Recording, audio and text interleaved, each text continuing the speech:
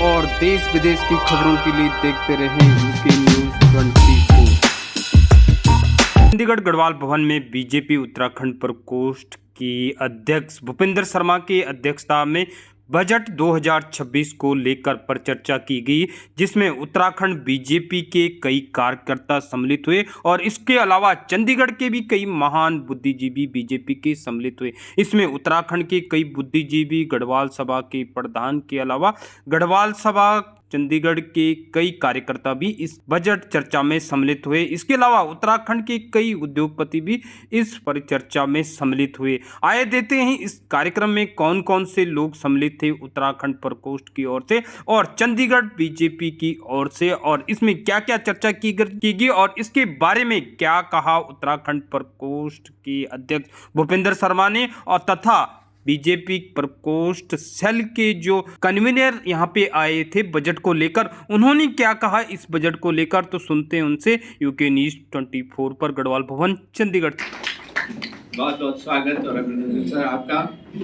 राजकिशोर जी के बारे में मैंने आप जान है, और उसके बाद हमारे मध्य में अपनी बड़ी चर्चा हम सभी के समक्ष रखेंगे कि देश की एक सशक्त सरकार ने कितने बेहतरीन ढंग से ये बजट हम सभी के समक्ष प्रस्तुत किया। सभी वर्गों का ध्यान रखते हुए सभी प्रकार की इंडस्ट्रीज का, कुटीर उद्योग से लेकर के हर रहने वाले जो लोग हैं उनका किस तरह से किस प्रकार से उनको गरीबी रेखा से बताया जा सकता है, तमाम इन विषय श्री राजकिशोर जी का ये अभिनंदन करेंगे शॉल और पुष्प भेंट करके।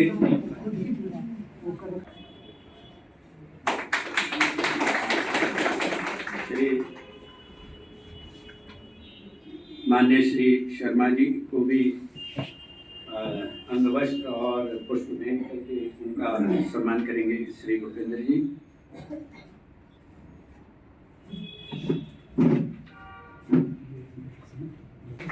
श्रीमती गुरबख्श रावत जी का भी अंगवस्त्र और पुष्प दे करके सम्मानित करेंगे। मैं श्रीमती सुनीता भट्ट जी जो कि पूर्व अध्यक्षा रही हैं महिला प्रकोष्ठ चंडीगढ़ की, उनसे आग्रह करूंगा कि श्रीमती गुरबख्श जी को साथ में आप भी हो जाए,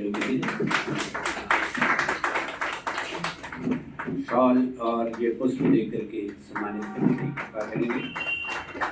आए हुए सभी भक्तों को मेरा प्रणाम व नमस्कार। देखिए, जो आज का विषय है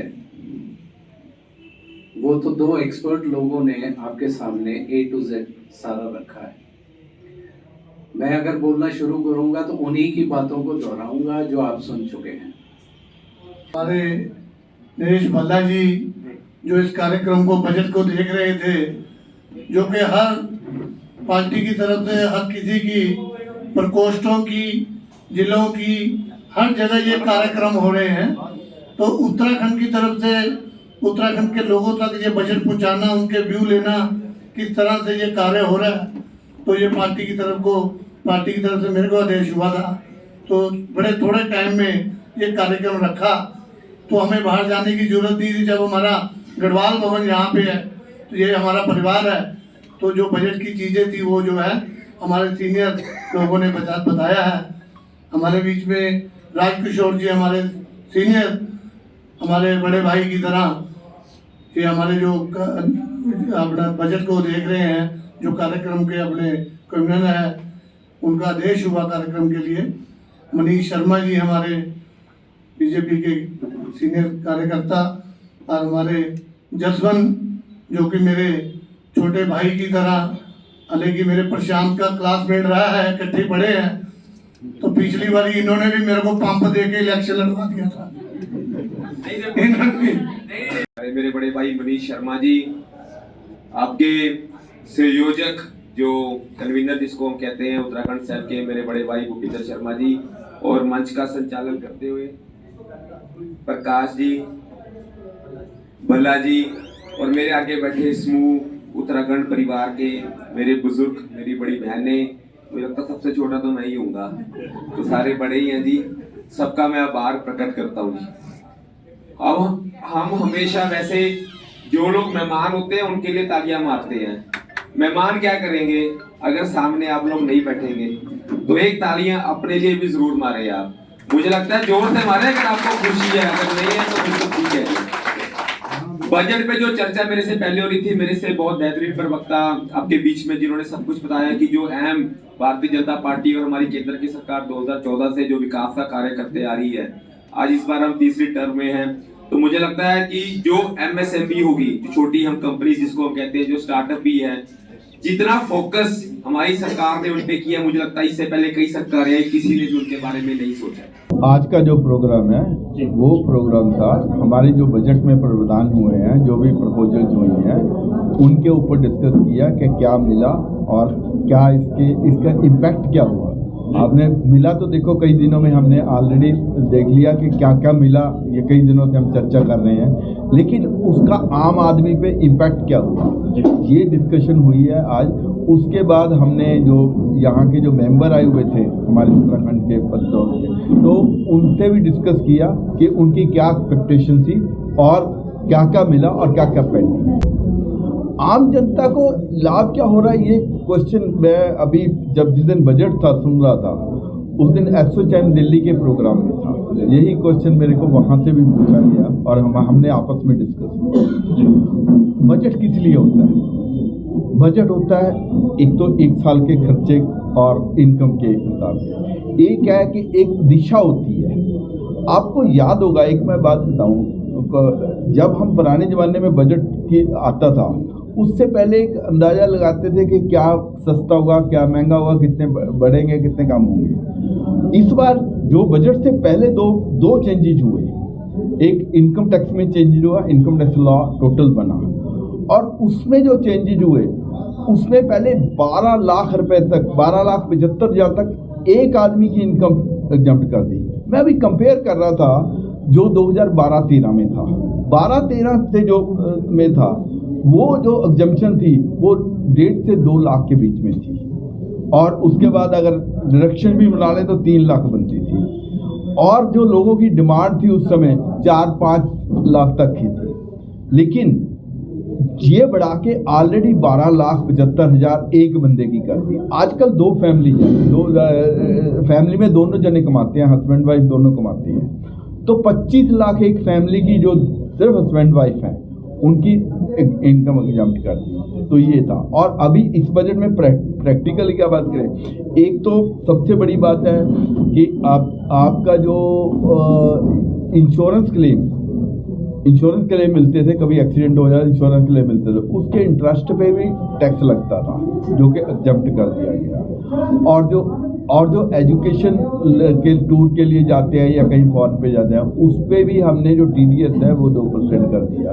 और अगर कॉर्पोरेट की एक बात और कहूँगा मैं, इनकम टैक्स की, कॉर्पोरेट टैक्स के ऊपर आप ऑलरेडी इंडिया का मिनिमम पहले 33-34% होता था, वो 22.5% है, which is the lowest in the developing world. ये इनकम टैक्स के ऊपर, GST के ऊपर आपका। आम गृहिणी को क्या फायदा हुआ सर इस बजट से? आम गृहिणी को क्या फायदा होता है? सबसे बड़े टैक्स, अगर मैं पीछे दो मैं फिर क्या, एक इनकम टैक्स में एक आप 10 से 15% के करीब GST कम किया गया।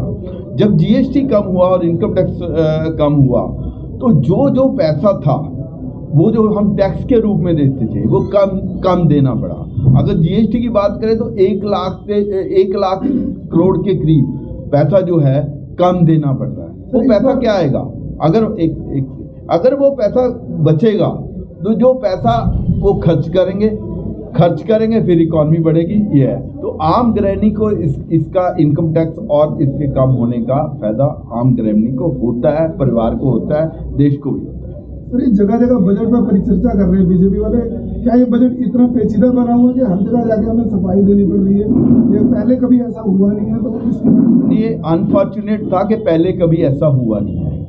देखो, क्योंकि बजट की पेचीदगियाँ होती थी और बजट लोगों तक नहीं पहुंचता था, बजट में बताने के लिए कुछ नहीं होता था। अब जो है, हम जो जगह जगह जाके चर्चा कर रहे हैं बीजेपी वाले, वो होनी चाहिए थी, पहले भी होनी चाहिए थी, पहले नहीं हुई। अब हमने सुधार करके एक को, क्योंकि आम आदमी को, जैसे कोई गृहिणी है, या कोई बिजनेसमैन है, छोटा बिजनेसमैन है, अगर आपने बजट में दे दिया, वो कॉम्प्लिकेट का मतलब है वो चार्टर्ड अकाउंटेंट, कॉस्ट अकाउंटेंट तक रह जाता था। आम आदमी को पता होना चाहिए हमें क्या मिला, और सेकेंडली उनसे फीडबैक लेने की वाली बात होती है। यहाँ पे अगर आज 200 बंदा था, 200 बंदों ने बताया कि हमें ये एक्सपेक्टेशन थी, वो कितनी पूरी हुई। अब जो कमियां अगर किसी को लगा कि मेरे को ये मिलना चाहिए था, तो भैया हम ये जो बीजेपी वाले की जो भी हमारी ग्रुप है, एक जो ग्रुप है, ये जाके वापस फीडबैक देगा इसका, तो जो फीडबैक दे जो सुधार होने वाले हैं वो हो जाएंगे। बात भी वही करता है जी जिसने कुछ किया हो। इसने कुछ किया ही नहीं, वो तो जाएगा ही नहीं लोगों के बीच में। हम लोग जा रहे हैं, क्यों जा रहे हैं? क्योंकि हमने करके दिखाया है। अगर कोई हमसे पूछ रहा है तो उसके बाद हमारे पास उसका जवाब है। अब अगर आपने कुछ नहीं किया तो आप कहाँ लोगों के बीच में जाओगे?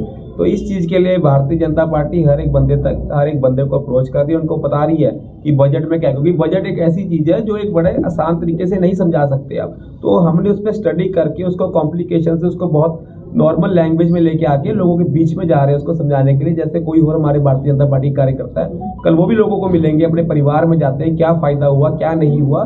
तो वो चीज़ें बहुत ज़रूरी होती है कि आपको उस चीज़ की समझ हो कि बजट क्या है क्या नहीं है। लोकसभा राज्यसभा में उसकी बहस होती है, हर बंदा नहीं समझ सकता उसको। तो उस चीज़ के लिए हमें तैयार भी किया जाता है, और हम सिपाही है तो हम एक एक जो चीज़ पॉलिसी भारतीय जनता पार्टी की अच्छी लोगों के लिए वो हम लोगों के बीच में रखेंगे जी। जसवंत जी, आप सीनियर डिप्टी मेयर भी चंडीगढ़ के हैं, आपको क्या लगता है कि इस बजट से क्या देश की इकोनॉमी बढ़ेगी?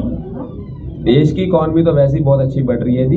अगर मैं सीनियर डिप्टी मेयर चंडीगढ़ का बनूं तो मैं चंडीगढ़ की बात करता हूं। आपने देखा था 2024 के टाइम पे क्या हाल हो गया था जी वित्त स्थिति म्युनिसिपल कॉर्पोरेशन की, जब गठबंधन का मेयर था। और आप पिछले साल देखें जी वित्त स्थिति कितनी बेहतरीन हुई है, केंद्र सरकार से बजट आया है और हमने विकास के कार्य भी शुरू किए। और आज के समय में अगर हम इस साल की बात करें तो वित्त स्थिति कितनी बेहतरीन हो चुकी है। हर एक पार्षद का काम हो रहा है, सिर्फ भारतीय जनता पार्टी के पार्षद का काम नहीं हो रहा, ऑपोजिशन के पार्षदों का भी काम हो रहा है। तो इससे एक चीज़ और समझ आती है, सबका साथ सबका विकास की जो सोच है भारतीय जनता पार्टी की, उस पर अहम रोल और शब्दों के साथ साथ पूरा करती है।